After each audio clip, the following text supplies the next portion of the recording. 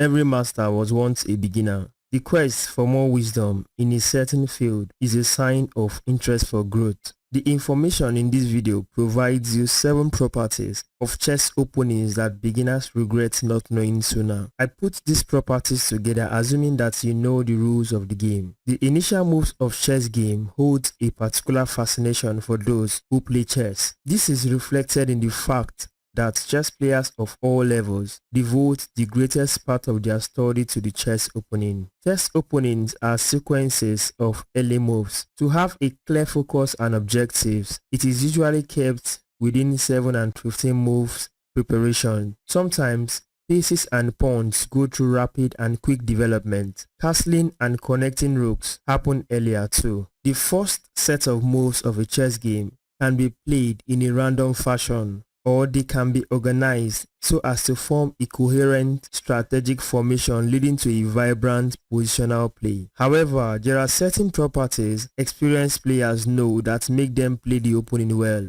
creating solid formations enabling reduction of mistakes. No one wishes to lose right from the opening stage. Understanding these opening properties will advance your game style and play in the opening stage. We shall continue in the next chapter. There was an introduction in the last chapter, which is chapter 1. Here is chapter 2. In this chapter, we will discuss a foundational concept, the first lesson, which introduces the first property, the center. Every opening has unique characteristics, including pawn structure, typical tactics, and diverse methods of attack and defense. But all openings have one consideration in common when it comes to organizing one pieces. That is the central configuration and control. The center is a primary concern in deciding how to proceed with your plans. An open center creates easy access for attacks.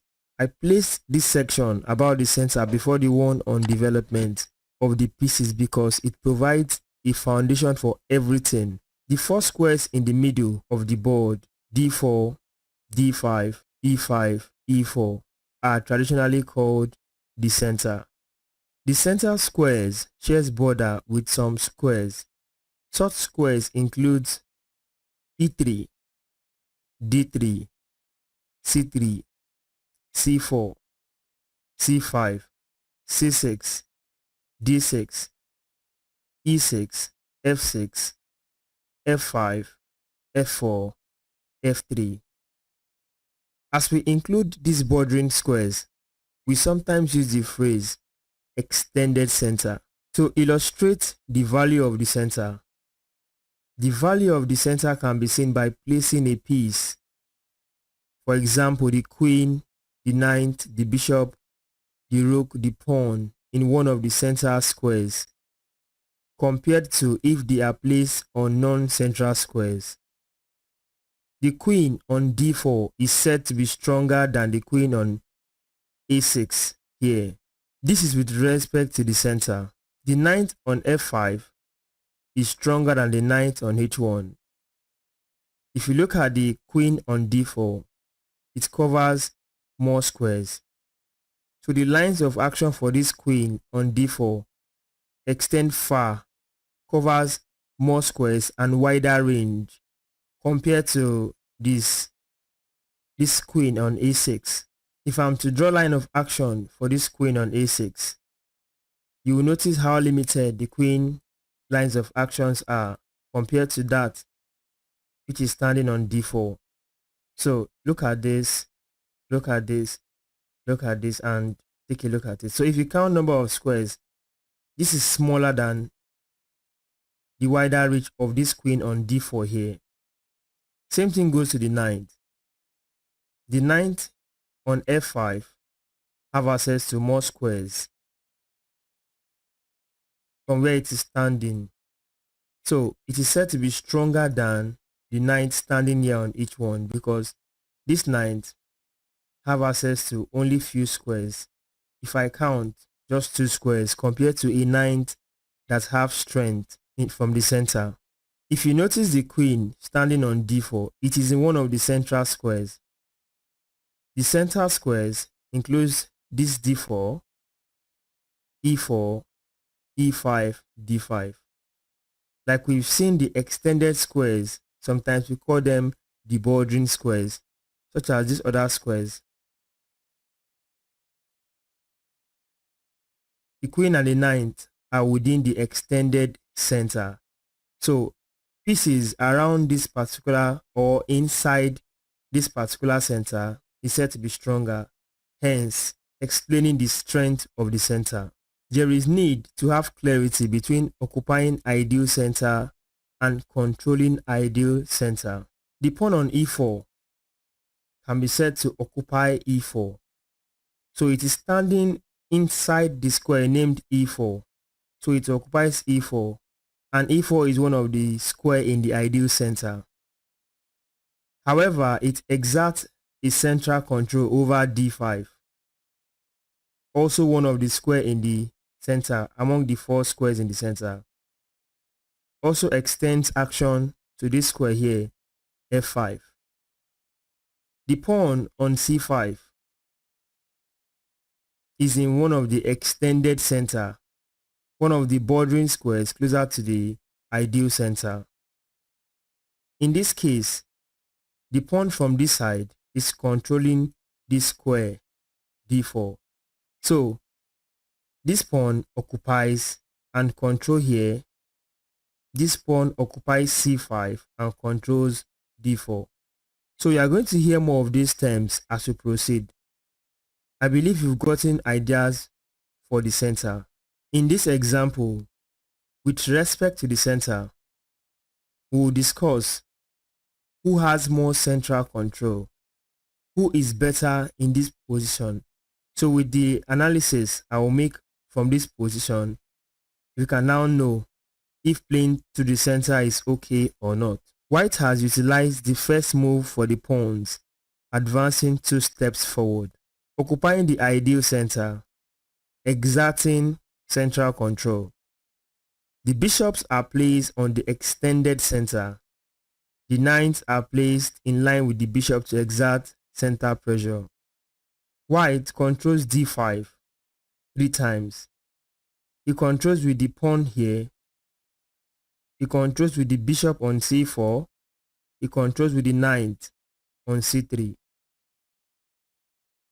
White controls e5 3 times. He controls with the pawn on d4. He controls with the bishop on f4. He controls with the knight on f3. d4 is controlled twice. d4 is controlled by the queen and also controlled by the knight. e4 is controlled once, just by the knight here. The bishops are happy, well placed and active with 6 moves each. So if you look at the bishop here on c4, bishop extends line of action towards this territory, towards the f7. However, to take the pawn on f7 is a capture move, although it's still a legal move. But I'm going to omit that move and count 1, 2, 3, 4, 5, and 6, including this 7.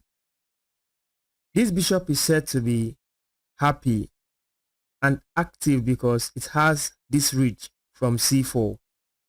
It is in one of the extended center squares connected to the ideal center squares.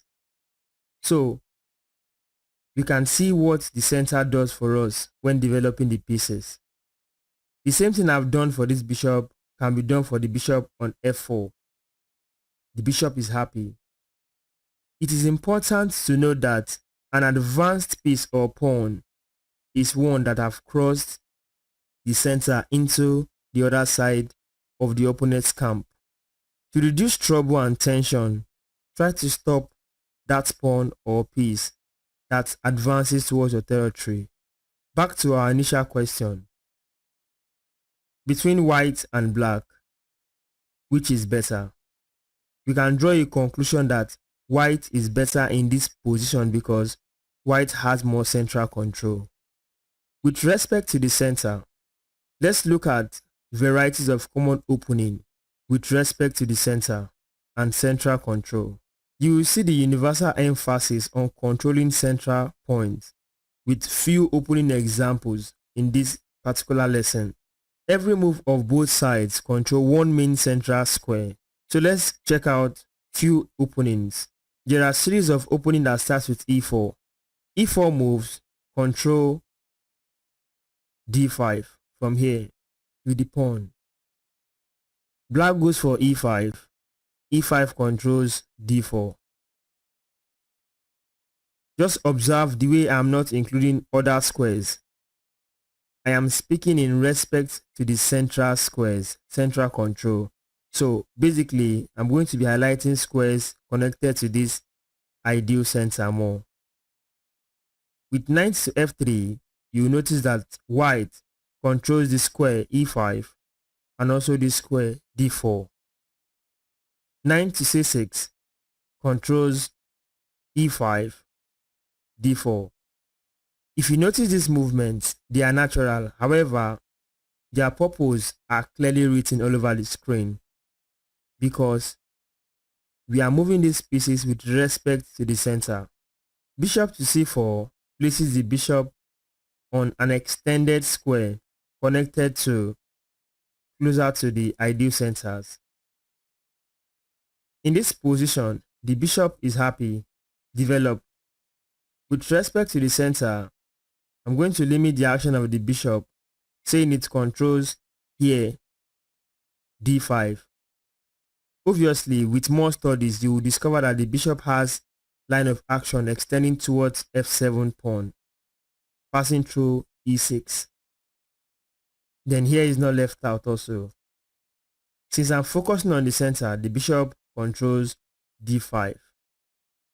With bishop to c5 by black, black also control this square in the center d4. We have just moved 3 moves into an opening. This opening is connected to the Italian game known as the Guico piano opening. However, instead of playing bishop to c5, if black plays knight to f6, knight controls this square d5 and this square e4. This is another variation connected to the Italian game known as the two knights opening. This opening was explained to this extent with respect to the center. In this position, there is another popular opening that continues after bishop to b5. What can we say about bishop to b5? This move introduces the Spanish opening known as the Rue Lopez. In this case, the bishop indirectly attacks this knight to reduce black influence over the center. One of the variations connected to the Rue Lopez continues with pawn to a6 attacking the bishop. Two main responses is bishop takes knight or bishop retreats to a4. If we go with bishop takes knight and pawn takes that bishop, obviously you will notice that bishop has taken one of the strong influencer of the central squares, the knight, which was standing on c6. So with respect to the center, we can have organized formation to develop our games. We saw few variations connected with e4. Let's take a look at d4 this time around. d4 controls one of the ideal center square, e5. d5 controls here, e4. c4 challenging the center. The pawn comes to c4, trying to distract this pawn so that white can take full control of the ideal center.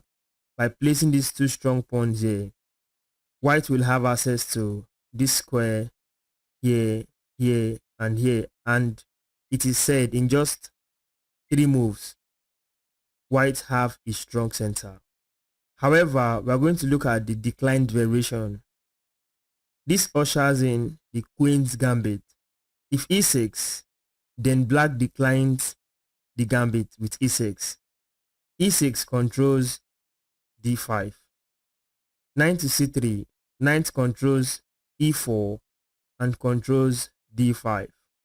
Knight to f6 controls here and also this square here.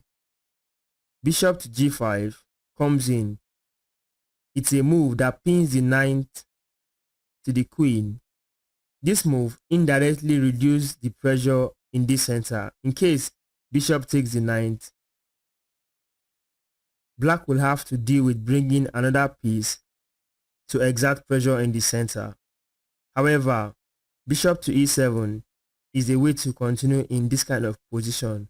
It unpins the knight and gives the knight mobility to fight for the center. So this move controls this square. The knight holds these two squares. So the bishop and the knight are working together to hold the center. e3 controls d4. Black castled. This is an important move. This is not contributing directly to the center. However, the move is keeping the king safe. In the next lessons or next chapters, we're going to discuss castling in full. Knight to f3 controls e5 and also d4. Knight on b to d7 comes in to support the knight, controls here and controls here. Rook to c1 makes sense, controls semi-open file and is in line with the few extended squares connected to the ideal center. c6 controls this and limits the action of this stroke here. Bishop to d3 comes in and control one of the crucial square in the center, e4. With respect to the center, we can draw the conclusion that if you know how to move your pieces this way, you have a good formation that reduces the way you lose games against experienced players. We saw a variation connected to the Queen's Gambit decline opening. Let's take a look at another response, such as knight to f6 on the first move for black. This ushers in the Nimzo Indian defense. The knight comes up to f6 to control this square, e4 and d5. c4 controlling this square, e6 challenging that square and controlling d5 also. Knight to c3 controlling here and here. Bishop to b4. This move comes in indirectly to reduce the pressure of the knight towards the center. At the same time, the bishop pins the knight to the king. e3 controlling this square, c5 challenging the center. Bishop to d3 controlling this square, knight to c6 supporting this pawn to put pressure on this d4.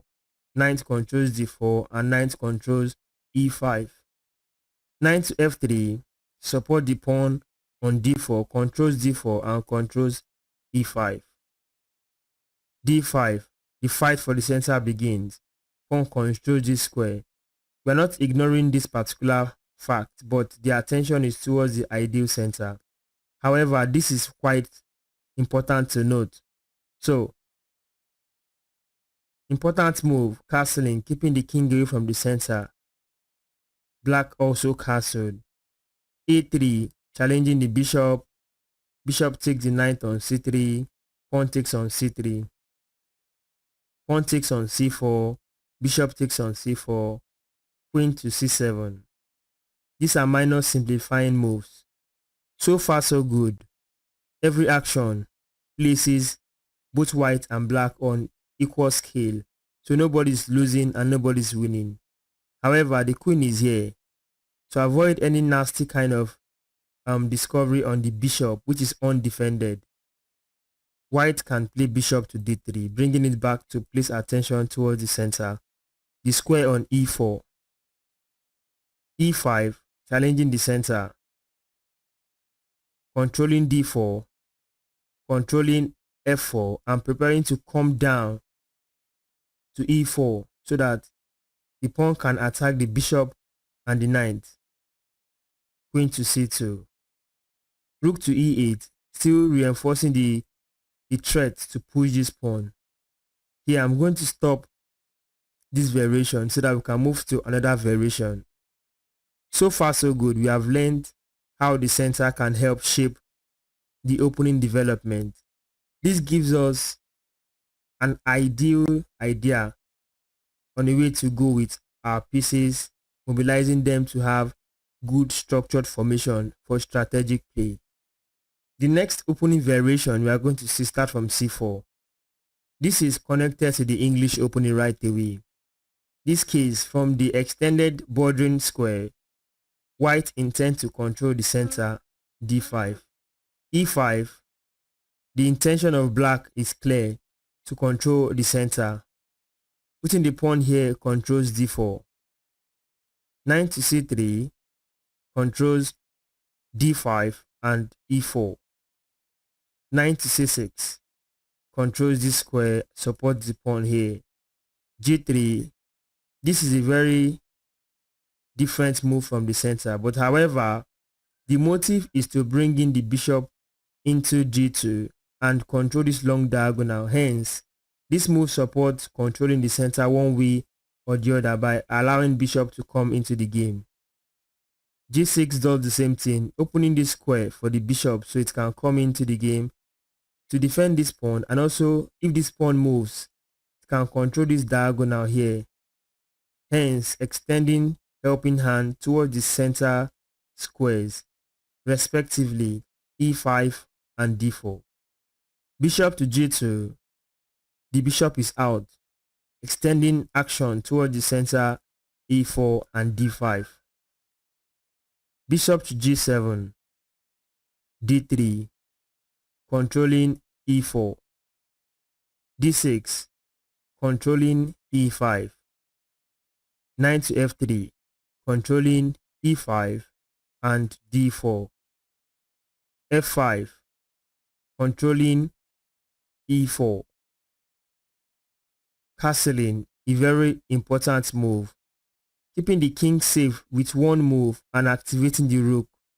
The rook will come into the game through e1, exerting pressure on this semi-open file if the pawn moves forward. Knight to f6.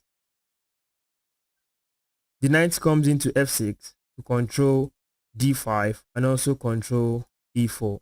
It is worth noting that every opening I've shown while explaining was with respect to the center, and this is the property that lay foundation for other properties. So, to a strong player, a particular central structure calls out to the pieces and indicates where they should go.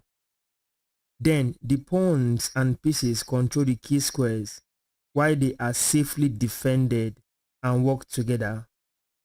This coordination of pieces leads to the next subject in the next chapter. Welcome to development. In this chapter, we will continue from the foundation we have laid in chapter 1 on central control. Another critical but simpler opening idea is called development. This refers to moving pieces, not including the pawns, off their initial squares and putting them in play, especially on an active square where they feel most useful. Just counting the number of pieces that you have moved is a simple measurement of development. In order to develop efficiently, it is often desirable to move the pieces only once or twice until they are all in useful positions. As chess game progresses from first move, in a natural order following discipline, we tend to develop the less valued pieces before the high valued pieces in the opening stage.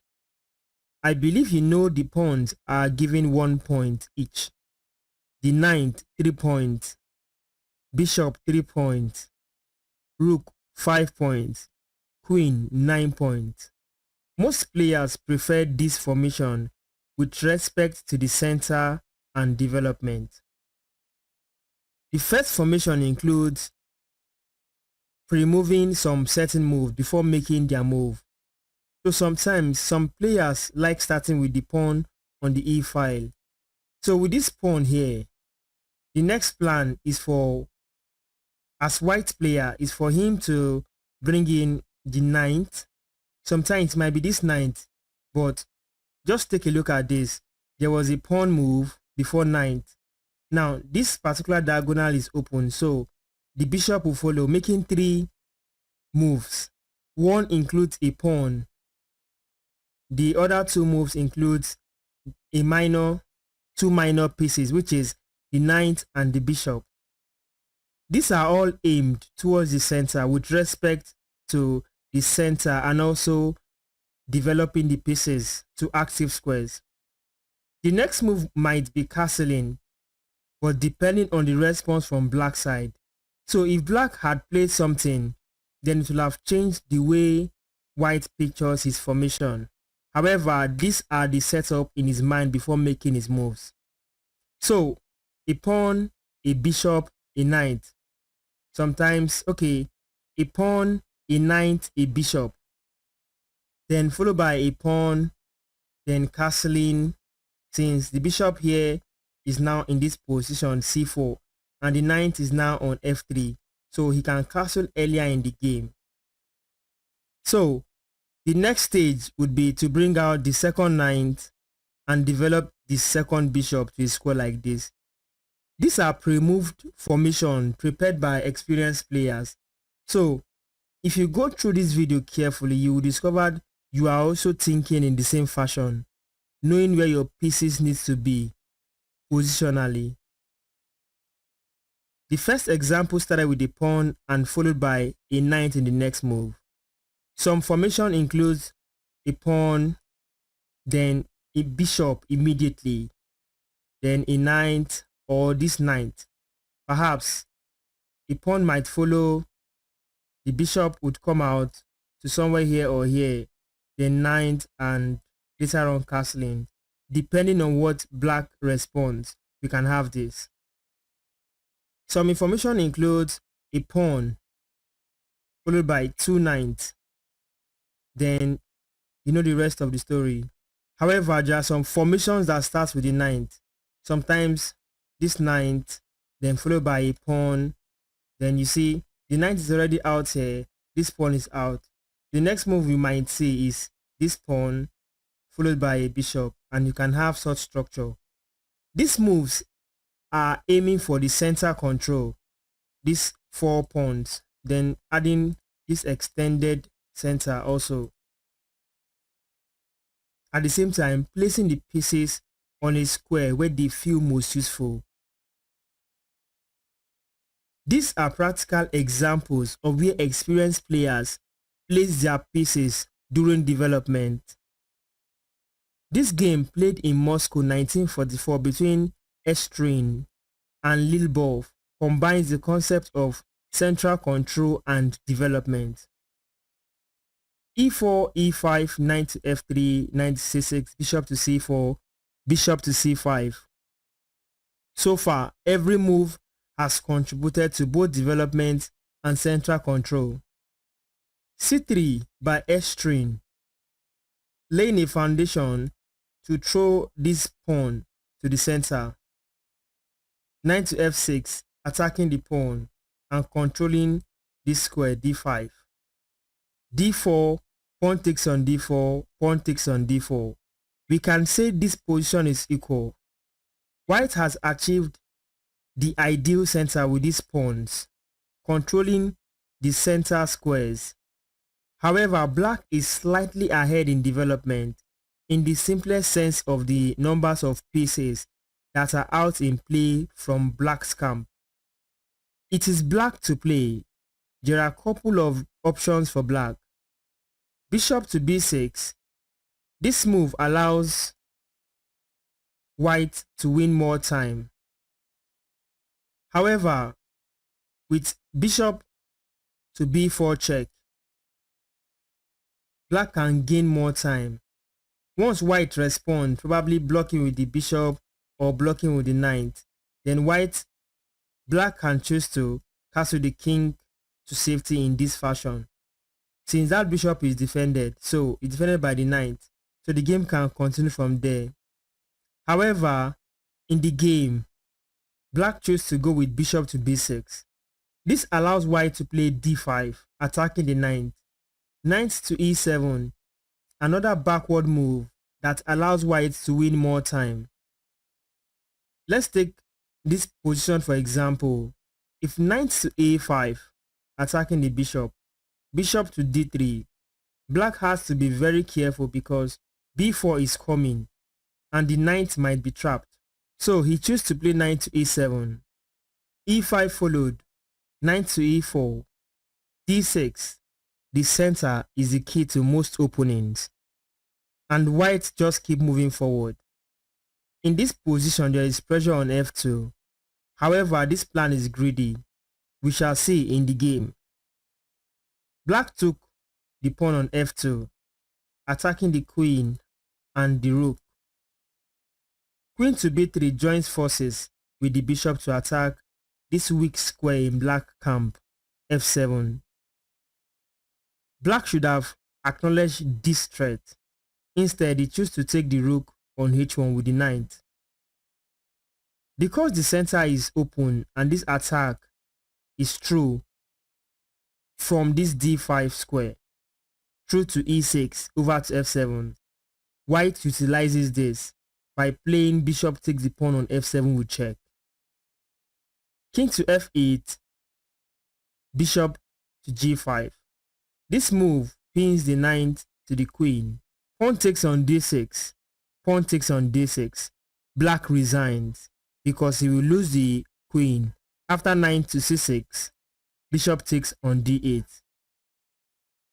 The moral lesson of this story is that black neglected to challenge white's center and then had to move the knight too many times in the opening. The lessons to learn from this chapter include: 1. Get as many pieces developed off their initial squares as possible, preferably early in the game. 2. Bring those pieces to active squares where they have good scopes, where they are not easily subjected to attacks. The third one, coordinate your developed pieces with the center, working with pawns to control as many central squares as you can. In this chapter, we will discuss an important idea in the opening, a defensive mechanism focusing on the king. One of the most important guidelines in chess is to protect your king from harm. The most common method of enhancing a king's safety is castling. In this popular opening, after this set of moves, e4, e5, knight to f3, knight to c6, bishop to c4. If black goes for bishop to c5, you will notice right away that the knight vacated g1 square and the bishop vacated f1 square, hence allowing those two squares to be empty. At this point, the king can move two squares while the rook goes over, just like what you've seen in this example. This is called castling. To further explain castling and for better understanding, this section covers kingside castling. Kingside castling is one of the two types of castling where you castle to the short side, which is the king side. We are going to look at long side castling or queenside castling as we continue. The goal is to provide pawn cover for the king. So, this kind of castling is called the kingside castling or short side castling or castling the short side, where we move the king two squares and the rook goes over to f1. This is the traditional example of it. In this case, we can simply say the white king is protected compared to the black king, which is still in the center and in the open. This king can be easily attacked because it's open to different squares and different angles. However, the white king cannot be easily attacked because it's under the protection of these three strong pawns at the front and the rook. In this example, I would explain long side castling from here. We've seen from the previous example where I castled the king to the short side, taking the king 2 squares to this side and moving the rook over to this side. In this example, I will do the same thing to the other side. So this is called the queen side castling or castling the queen side. It happens similarly with the first example where king goes 2 squares and the rook moves over to the other side. This is a typical example of the queen side castling. I can also do it with the white here. So this is an example to show you how it is done. If you notice from these examples, the king immediately becomes protected by the pawns and also the rook.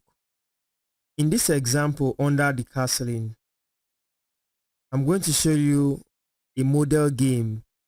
This game was played between Robert James Fisher, who played the white pieces, against Mikhail Tal, who played the black pieces. This game was played in 1959. After e4 by Fisher, c5.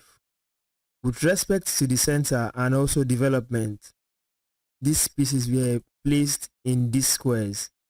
Pawn takes on d4, knight takes on d4, knight to f6, attacking this pawn. Knight to c3, a6.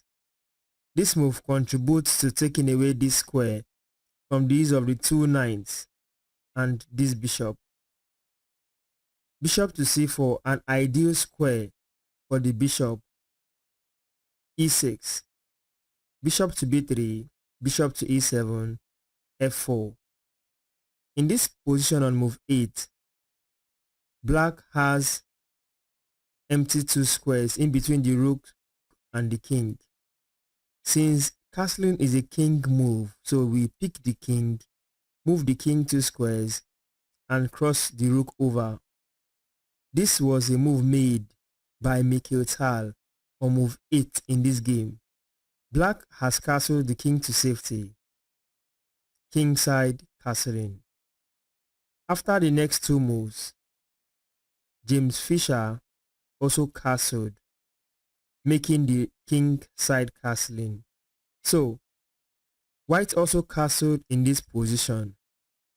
It is good to know that black castled on move 8, while white castled on move 10. In this second example under castling, this game was played between Mikhail Botvinnik against Vasily Semislov in 1954. This game started with pawn to d4, knight to f6, c4, g6, g4, g3, bishop to g7. Here, after bishop to g2 by Botvinnik, Semislov saw the reason to castle the king, and he did that in move 4. After knight to c3, d6, knight to f, knight on b to d7. Here on move 7, Botvinnik castled the king to the king side. In this game, notice black castled on move 4, while white castled on move 7. The structure for this castling is worth noting that the bishop is kept on g2 after the pawn was moved to g3. Almost a symmetrical structure, same thing with black against white defense. In this third game, we're going to see an example of castling, but this time around an example of long side castling, castling the queen side. This game happened between Boris Spassky against Petrosian Tigran in 1969. After this set of moves, we see a variation where it features the Sicilian defense, especially the Nadjov Sicilian. After queen to a5, queen to d2, h6 comes up, attacking the bishop. Bishop took the knight on f6, knight takes on f6. On move 10, Boris Spassky castled the long side, and he did that by taking the king, moving it 2 squares, then crossing over the rook. After series of moves with this, immediately f4 comes up. Black also castled, but this time around black castled the short side. In this game, white castled on move 10, black castled on move 12. To conclude this chapter in general, let's summarize the ideas. 1. Castling is a defensive mechanism to keep the king safe, so it is worth knowing. Every beginner must know this so as to advance from beginner's level to experienced player's level. Castling can be done either on the king side or queen side. Castling should only be done when it is safe to do so. However, castling early is advisable since we have seen with the three model examples how experienced players, especially grandmasters, castled before move 13. Most experienced players castled within 5 moves in the opening to 12 moves in the opening. It might be more than this, however, you need to know when it is safe to do so. Lastly, castling instantly activates the rook and provide pawn covers for the king.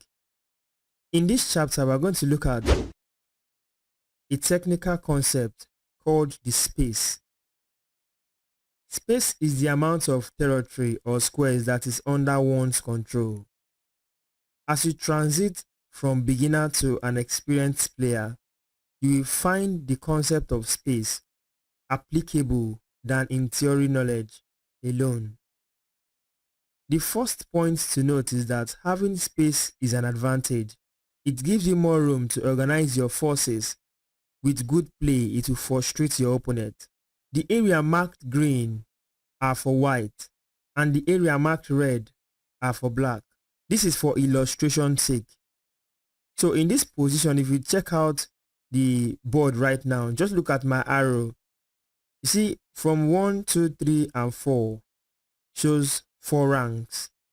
They are all covered respectively with green circles. 5, 6, 7 and 8 are also covered with red circles. However, these are equal numbers of circles just to illustrate the concept space. We can say space in this context is equal between the two players because at this time nobody has taken up space from anybody. So to talk about space advantage, look at this example this time around. The green circles sum up from 1, 2, 3, 4, 5 are more than the circles containing the spaces 6, 7 and 8, the rank rather.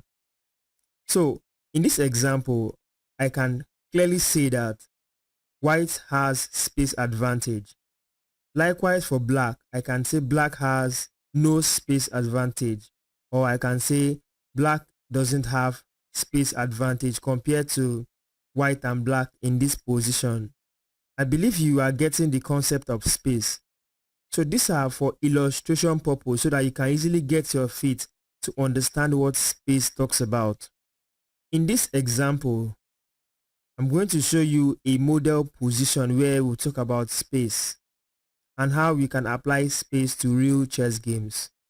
This game contains a Sicilian defense variation where e4, c5, knight to f3, d6, d4, pawn takes on d4, knight takes on d4, knight to f6, attacking the pawn, knight to c3, defending that pawn, and also controlling squares in the center, a6, bishop to g5, knight on b to d7, bishop to c4, queen to a5, queen to d2, coming in to defend and support this bishop here on g5 since it was under attack from this queen.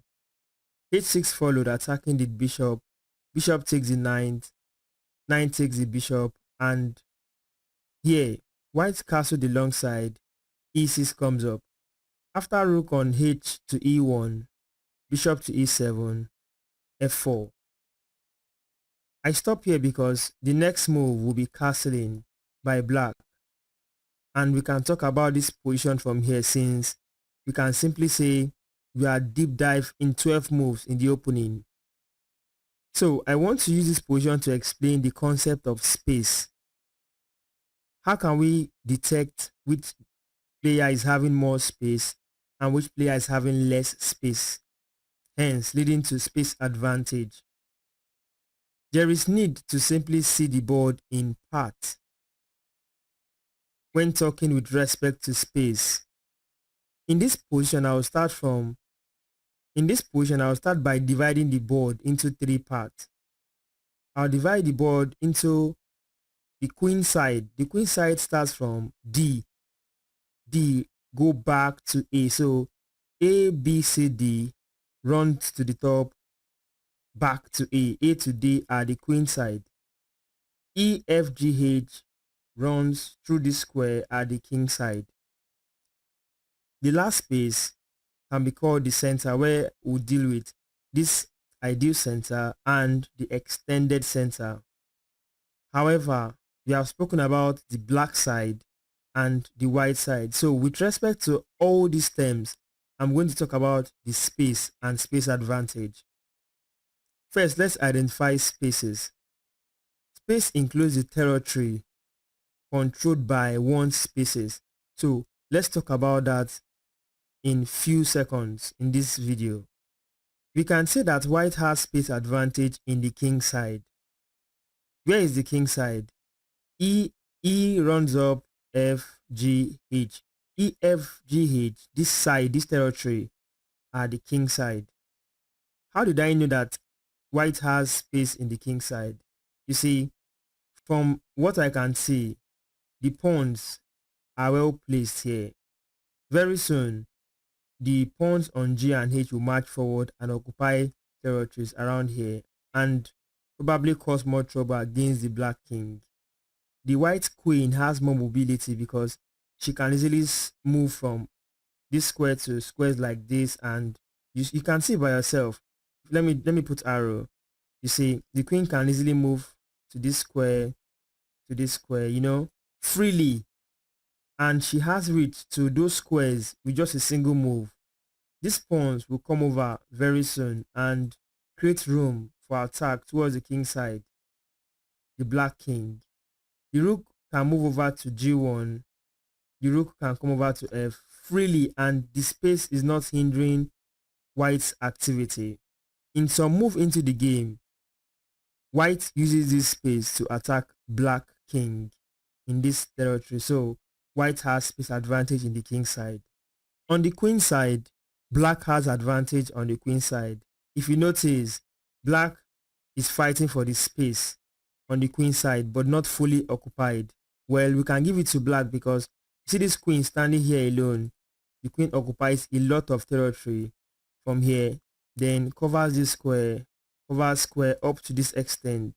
So the only pieces challenging this are these minor pieces, and we're going to talk about that in few minutes into this game. Let's talk about the center this time around. The center involves these squares. This is the ideal center.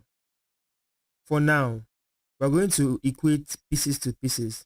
So let's start with this bishop here on c4. With respect to the central control and development, this bishop on c4 at the moment is well placed compared to the light squared bishop for black. White bishop controls d4. The bishop also extends line of action through e6, f7, even to g8. So we can say this bishop is occupying territories and covering space for white. These squares are not easily reached by white. However, just to increase the strength of this bishop, we're going to include it when talking about space. If these pieces are cleared somehow in the future, this pawn, this rook moves and the king move, the pawn on f7 can be a weakness for the bishop. So we can say the bishop here on c4 is stronger than the bishop on c8. Hence, this bishop helps white to occupy more territories, giving white more activities towards the center and around the board at large.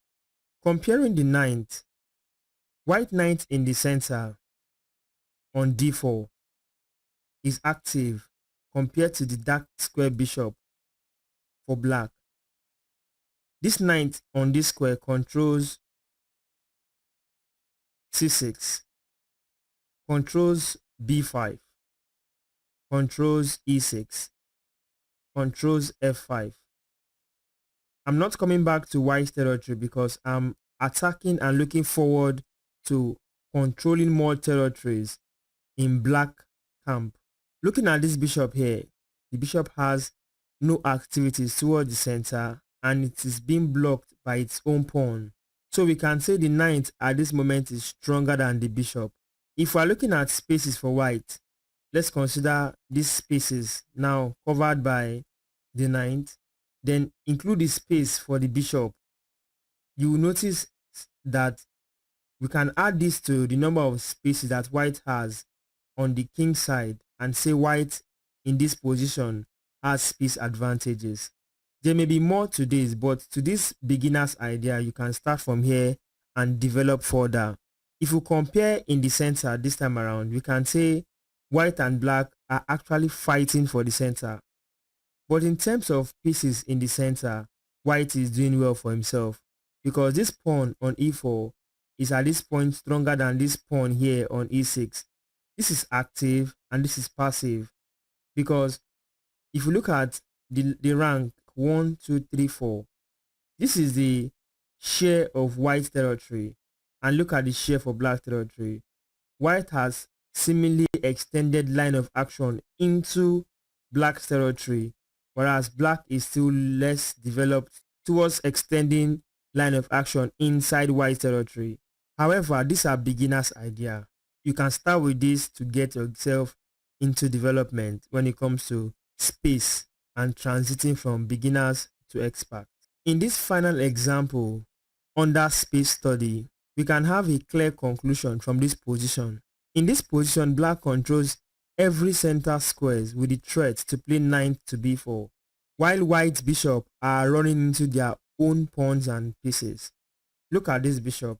This is blocked by its own pawn. Then this bishop is blocked by its own piece. If you look at here too, the bishop is blocked by its own pawn. So comparing pieces, men looking at this position, black is doing well in terms of space advantage. So we can say black has a winning position. If you compare the two rooks, the rook here on d8 is stronger than this rook on e1. The rook on e7 is stronger than the rook on h1. The rook here is stronger. How did I know? Because of the space it covers. See, it controls a lot of space on this open file passing through the center. This rook also controls a lot of spaces here on this d file. So black is winning. Because white suffers from space, we can say white is losing because he is lacking space advantage. It is quite noting that space can either help you win or make you lose if we do not take advantage of them. In this chapter, there is need for us to remind ourselves of what each pieces can actually do on the chessboard. Aside from their basic movement and capture ability, each piece has a special attribute which makes it special. The pawn is valued as 1 point. The bishop is valued 3 points. The knight is valued 3 points. The rook is valued 5 points. The queen is valued 9 points. The bishop and the knight are called minor pieces. The rook and the queen are called major pieces. Sometimes the pawns are also referred as minor pieces. But in this video, I want to make something clear. Since this pawn can be promoted to any of these pieces later on in the game, I'm going to exempt calling it a minor piece. So let me refer to the bishop and the knight as minor pieces. So this is just a pawn. A pawn is a pawn. A pawn is stronger in the center. So when a pawn is moved to somewhere like d4 or maybe d5 and so on, it is stronger in the center.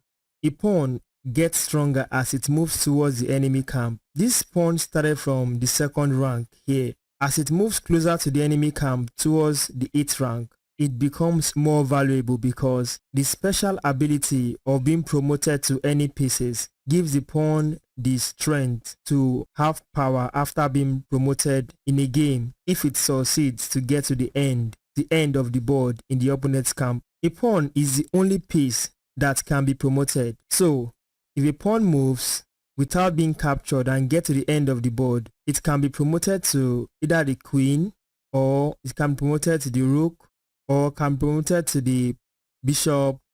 It can be promoted to the knight. However, it cannot be promoted to the king, and it cannot remain a pawn, so it has to become something powerful than being a pawn. A pawn does not move backwards, so move it wisely. A pawn attacks one square diagonally on each side. So a pawn attacks one square diagonal to this direction and to this direction. And basically this is what we have. Basically for now, these are the 5 extra properties I can give to you for the pawn. You can add yours while you study deeper about the pawn. This is about the bishops. Having 2 bishops is referred to as bishop pair advantage, because with 2 bishops you can occupy more space on the board, just like what you are going to see now if I illustrate it. The bishop covers the dark squares, so from this location this bishop has reached through these arrows I've drawn, touching through those squares, and it's more compared to somebody who has only just 1 bishop. If I combine it with the strength of the second bishop, you will notice that the 2 bishops covers more territory, hence giving white space advantage in this game if white is using 2 bishops against black territory. With 2 bishops, you can cover more spaces. A bishop is a long-range piece. However, it can pin a piece. The special tactics known as pin can be done by a long-range piece, such as the bishop, the rook, and the queen.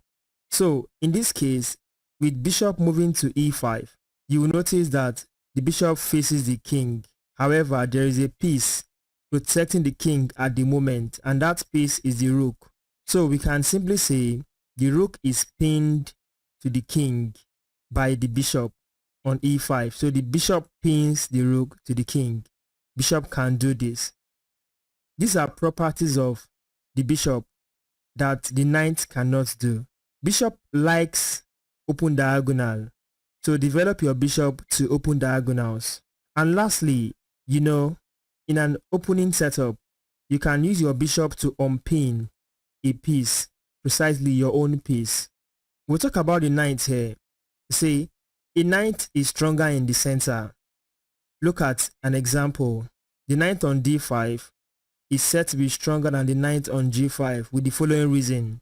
This knight has space advantage, covers more squares than the knight on g5. So with the arrows I'm drawing, if you count the squares the knight reaches, the knight reaches up to 8 squares, whereas this knight covers just 6 squares. A knight can attack 2 pieces at a time on one move, such as this example. Knight moving to c7 attacks the king and the rook on just a single move. This is known as the fork attack, where the knight attacks 2 pieces at the same time. Knight-like outpost. An outpost is a square in the enemy pawn structure that cannot be attacked by a pawn. This knight is said to be on an outpost at the moment because there is no pawn here to attack and kick the knight away. Likewise, from this position, there is no pawn to attack and kick the knight away. This particular knight on g5 is not on an outpost because black can simply move this pawn forward to pursue this knight, or this pawn to pursue the knight. So this is not an outpost. This is a typical example of an outpost. A knight can be easily trapped, so make your calculations clear before moving your knight. If black plays this move, attacking the knight, if white goes for taking this pawn right away without adequate calculation, you will notice that this knight has no flight square anymore. With time, black will move the king closer to the knight and pick the knight. Probably after a move like this, then king comes closer to the knight, threatens the knight and knight cannot escape. This square is not available anymore. This square here. Always prepare very well before moving your knight to avoid it being easily trapped. Knights are useful in closed positions. Knights are also useful to blockade enemies' pawn from advancing. Take a look at this example. If pawn attacks the knight, knight retreats, and black plays this pawn again, going for this knight. There can be this check, king moves, knight comes here. We can call this a blockade at the moment because this knight on h5 blocks the pawn from advancing to h1 and become a queen. So knights are very good pieces to perform blockades since they can easily jump over pieces and create mobility for themselves. This is about the rooks. The rook is a long-range piece. The rook can pin a piece to the king or to other important pieces. Moving the rook from a1 to d1 simply creates a pin since the rook attacks the king. However, there's a knight in between the rook and the king, and that knight is on d7. So we can say the knight is pinned to the king at the moment by the rook. Only the rook and the king can make castling. So king moves 2 squares and you cross the rook over, makes castling. So only the rook can do this. That's one of the property of a rook. Rooks like open files and open ranks. Take for example, this rook will be much happier if it's on this particular rank here, on the 8th rank, because it's semi-open. At the same time, it creates attack. The open file that extends to the enemy camp is a good target when using your rook in the opening, in the middle game, and even in the end game. Rook is a very good attacking piece. Hence, 2 rooks are sufficient materials to make checkmate. So, practice with 2 rook checkmate to strengthen your endgames. These are properties of rooks that you need to know. The queen is a stronger attacking piece. You can see it by the queen standing on d5. It attacks the rook here on a8, the knight on g8, and this pawn. So in our calculation, we simply know that we cannot capture this pawn because it's well defended. However, these 2 hanging pieces such as the rook and the knight are easy targets. The queen can attack up to 5 pieces on a single move. You can see a very good illustration on the screen. The queen can also make a pin, can create skewer. The queen plus king is a sufficient material to make checkmate. The queen is very delicate. It should be developed wisely in the opening. So, just to talk a little about the king. In the opening, the king must be kept safe at all times. Hence, you must practice castling to strengthen your defense on the king. We have come to another chapter, chapter 7 precisely, where we'll talk about activity and initiative. Initiative in chess means activity that allows enforcing a certain style and tempo on the game and making your opponent play reactively.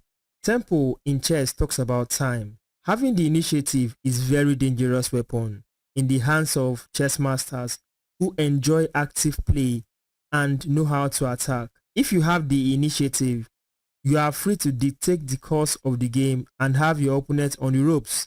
Initiative may be short-term. Sometimes where you have more active pieces in play, you should try to take advantage of it as soon as possible. Or initiative can be long-time also, sometimes connected with certain static pawn structure. When you keep exploring it, exploiting it, while your opponent won't be able to do much about it. In many cases, the initiative can be obtained by sacrificing usually a pawn, like the gambit style. Its aims can be different. For rapid development of pieces, attacking a king, creating more space or a nice outpost for one's pieces, putting pressure on the opponent's position. In other situations, one may seize the initiative due to the passive play of the opponent. Now let me show you a game of I am Alisa Galiamova versus I am Natalia Pogonina. At some point, I am Natalia Pogonina had a decent initiative but lost it due to a few mistakes. This game started with pawn to d4 by Alisa. Knight to f6. With respect to the center, you will notice the pieces were developed to target center squares.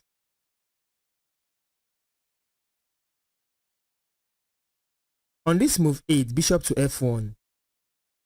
See how Alisa moved the bishop from g2 back to f1, preparing to attack the queen with a discovered move so that she can gain materials and gain superiority in this game. You will notice from the black camp that the black queen is starting to feel uncomfortable. In this game, b5 was played. After a4, knight on b to d7. After e3, queen to a5. With respect to initiative and activity, see how black has responded to white dictatorship. Every move black played was with respect to something that white did. In this position, the queen has been the target for just like 3 moves now straight away, and black needs to respond to this. So white was carefully attacking the queen with the intention to gain superiority in materials. The game is about to change when Alisa played a move and black took over the initiative with a set of moves. Please pay special attention to this few moments. Since white has the initiative, you also discover that white is so busy playing on the queen side that she forgot about development. This always leads to problems. So Alisa could have kept developing her pieces and head to a better endgame. However, Alisa made one wrong choice and decided to win more materials. In this position, she played bishop to d2. This is where black took the initiative. After b4, black attacks the knight. Now black has dictated what white should do. White went on with knight to a2, responding to black. Rook to b8, another simple move, still dictating the game. Here, bishop took the pawn on b4. This move is a time waster. In this position here, white should have not taken the pawn instead. Well, after taking the pawn, he gave room for black to play queen to c7. With this move, queen to c7, black has shifted attention towards the king side at the moment. Well, there is a problem. Pawn to a5 is coming, and that is a strong threat. Prepare to take away this bishop because this rook pins this bishop to the queen. To avoid that a5, she has to waste time with a5 herself, playing a5. This move will have been used to develop this bishop, probably back to g2, develop the knight, and kind of castle the short side. In this game, while white pieces are still stuck on the queen side, black quickly started a counterplay on the king side to still seize the initiative. Black played h5. After f3, h4. The next few moves started following what black dictates for white, and that is the power of initiative. When you have this power, the power to dictate the next move, the power to dictate the next move for your opponent, you will notice that you have the initiative, and that is a very strong weapon in the opening. By this far, we have seen the action of initiative in play. There are few ways in which initiative can evolve. It can transform into a decisive position or material advantage. A strong initiative may lead to a serious advantage. It can lead to a decisive attack. Sometimes one can sacrifice material for the initiative and deliver checkmate. Without use of the initiative, it can also disappear. So sometimes this happens. The initiative is like a bonfire. You need to keep adding fuel to support its burning to develop the initiative more harder. To initiate a strong initiative, one should play actively and keep making the best move. Just a single mistake may result in losing the initiative forever. These defensive resources of most modern chess players are very high. So if the opponent is a very skillful player, you can easily lose the initiative when forcing a stubborn defense. In this chapter, we're going to look at skill balancing. Skill balancing refers to the step taken to maintain equilibrium between two quantities. We compare activities between white and black in chess to figure out who has the winning advantage. Scale balancing is applied to different properties in chess to know who has the favor as at that moment. I focus on the opening, so I will demonstrate scale balancing in the opening. Look at this scale. This shows equality and balance between the left hand side and the right hand side. Looking at this scale, we can easily notice that there is a shift in balance to favor the right hand side. The reason we study scale balancing is to help us detect when we are on the winning side or losing side. In modern preparations, using computers and internet, it is easier to notice imbalance from the evaluation bar. Most analyzing chess softwares has this feature. You can either turn on the evaluation bar or turn off the evaluation bar when preparing a particular opening repertoire. Let's look at this game while demonstrating application of scale balancing with respect to these properties: the center, development, king safety, most especially castling, space advantage, activity and initiative, and material balance. We have seen this game before in the previous chapter where I talk about activity and initiative. So let's take a look at how scale balancing applies to this particular game. White starts with d4. White has the first move. She has a choice to exert pressure on the center. With white's first move advantage, white controls e5, an ideal square in the center. This is an advantage already, so if you check the evaluation bar so as to work with our scale balancing, you will notice that the evaluation bar is tilting towards the left hand side, towards black side, showing how white gains advantage with his first move. So we can call this first move advantage for white. It applies to every opening in chess. In this case, white sees the opportunity to control the center right away. So d4 is an aggressive move that controls the center and also give white an advantage. With clarity, we can see that on the evaluation bar here on my right hand side. A way to continue and keep the balance is to play d5 directly to challenge the center. Black chose to take a different approach with knight to f6. In this case, this leads to development of a minor piece, the knight. With respect to the center, knight on f6 controls d5, and e4. In the game, instead of going all aggressive with continuation of developing the knight to c3, creating a foundation to push e4 later on in the game, white decided to play g3. Right away, look at the evaluation bar.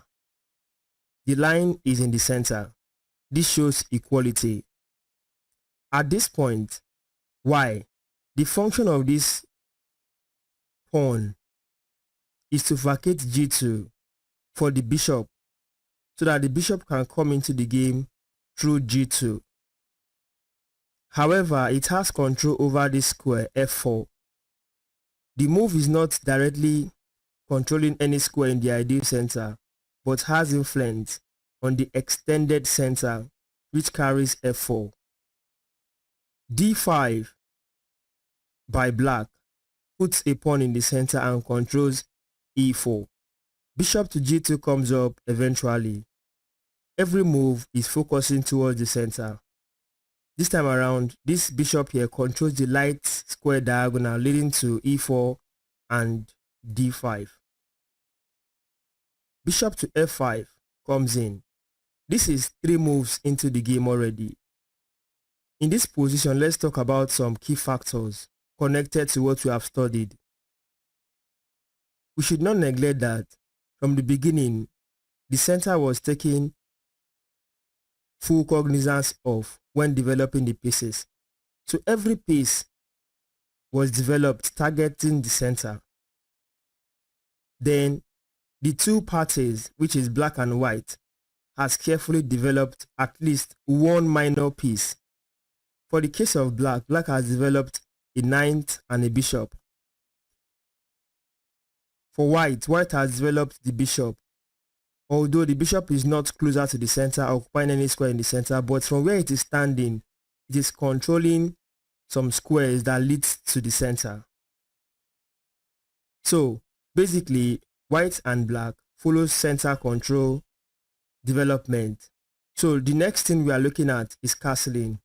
In every stage of the game, move by move, we check out all these properties again from the beginning, like a circular movement. So if I make any other move, I will go through the properties again and see who has advantage in each sector, whether the center or in development, space advantage, activity or initiative, and material balance. So for now, since white and black have not lost any of them, they've not lost touch in any of the parties, we can say with the skill balancing idea, the two parties are equal. Black has developed a minor piece. Here, white went with c4, fighting for the center right away, challenging the pawn on d5. This pawn on d5 is under pressure from white pawn on c4. There is one way that black can go wrong here, and this is it.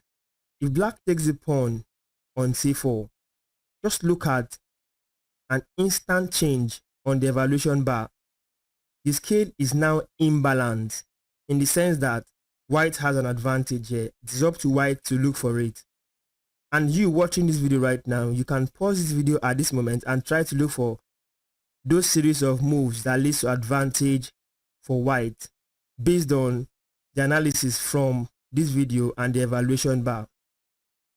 The evaluation bar is our scale at this moment. So we are following this scale just to understand skill balancing. Obviously, you should be able to spot that that pawn came to distract and deflect the pawn on d5 so that the bishop can have access to this long diagonal. The bishop will take the pawn and also threaten to take bigger material, since we have known that the rook worth 5 pawns. So the bishop threatens to take the rook.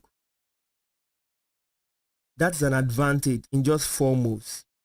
However, how did black deal with this after seeing this calculation and seeing how she could go wrong? That is why in the game, black chose not to take the pawn because of keeping the balance. She found a continuation that is better than taking the pawn, and that is pawn to c6. You see, the game is still equal. However, somebody somehow, some way might make a mistake. Because we are human, mistake is bound to happen. White went on with queen to b3. There is something about queen to b3. This is the 5th move.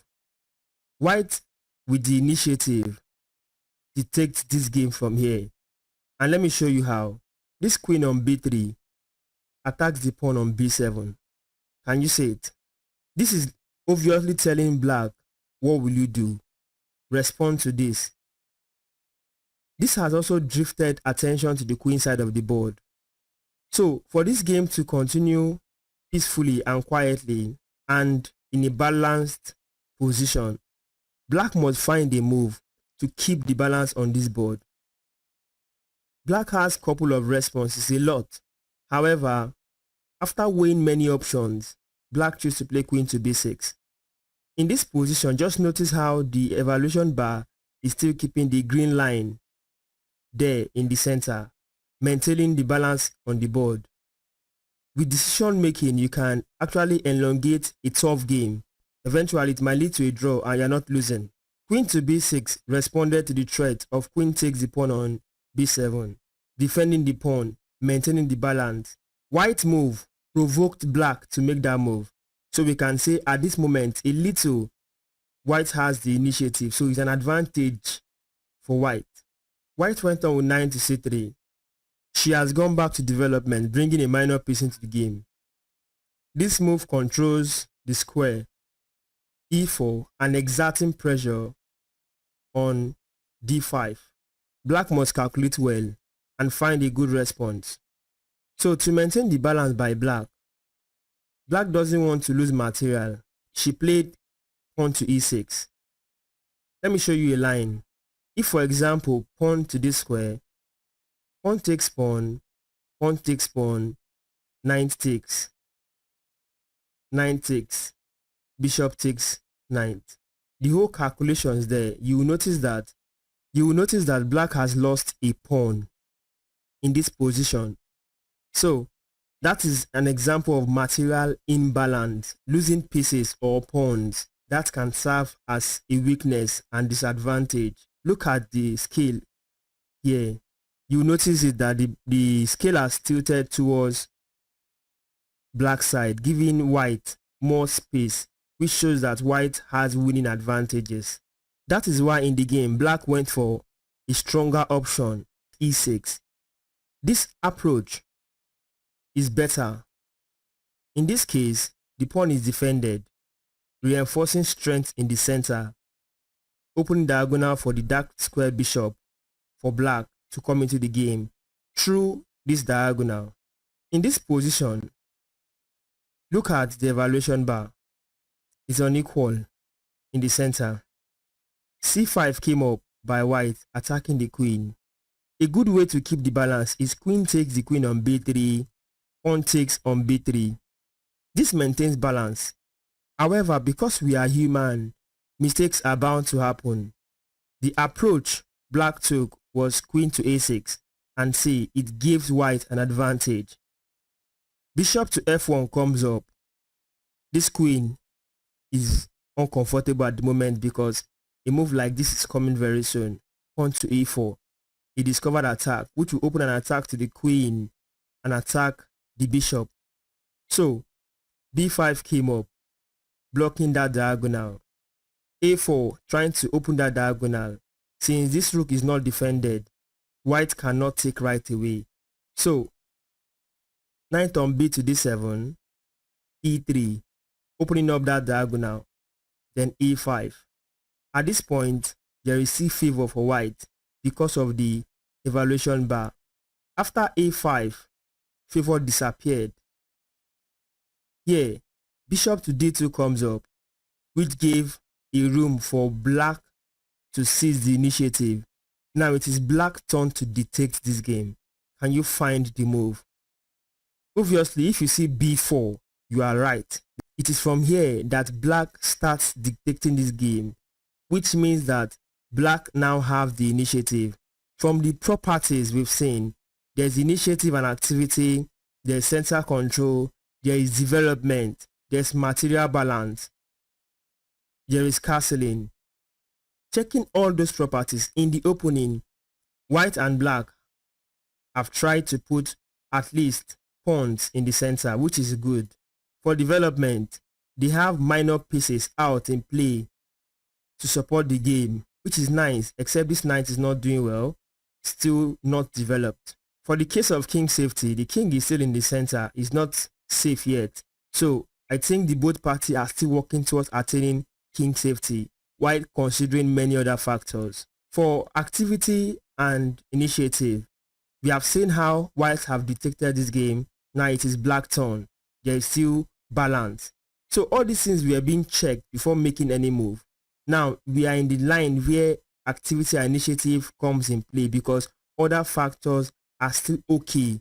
There is no problem with those. So if there are factors like imbalance in the center, imbalance in development, white and black will detect this first, attend to it while still administering some other properties. So in this case, let's see what happens. Black seizes the opportunity to attack this knight, which forces white to make a saving move, such as keeping the knight safe. She puts the knight on a2, with rook to b8, reinforcing the strength of this initiative. White made a mistake by playing bishop takes the pawn on b4. At this point, after bishop takes the pawn on b4, white completely gives black advantage in the initiative property. So black do not have advantage in the center, black has no advantage in development. Here, black has advantage in initiative and activity. That is why it affected the balance of the scale. In this position, queen needs to be saved. The best square is to put the queen on c7, and that is what black played. Now black created a room so that this pawn can be pushed to attack this bishop. The bishop is pinned to the queen. Meanwhile, black still shifts attention towards the attack on the king side. Let's see how this initiative favors black. Well, This is a threat. White must attend to this. That is why white has to waste an extra move by playing a5 herself to keep this game in balance. But for now, since this is a disadvantage for white and is favoring black, what did black do? Black saw a way to still play for advantage. Since white has lost a tempo, she has to gain more initiative by attacking and reinforcing the initiative. So this time around, she seized the initiative and played a stronger move, h5. At this point, she's preparing a lot of stuff. Let me tell you, she has prepared to activate this rook. This rook is not active, so she drifted back to development. After going back to development to activate the rook, she opened this file, the h file. The king is still in the center here, so she's asking white, will you love to still cast your king to the king side? Because I'm about to launch attack towards that angle. Then if you observe, white pawns are connected, so black wants to disconnect these pawns. She also wants to take advantage of the bishop not being in the game, the knight not being in the game, and start attacking white. With this basic illustration, the scope of skill balancing has been passed. It is worth noting that mastering this concept comes with hard work and dedication. I wish you good luck in your chess game. Thank you for watching.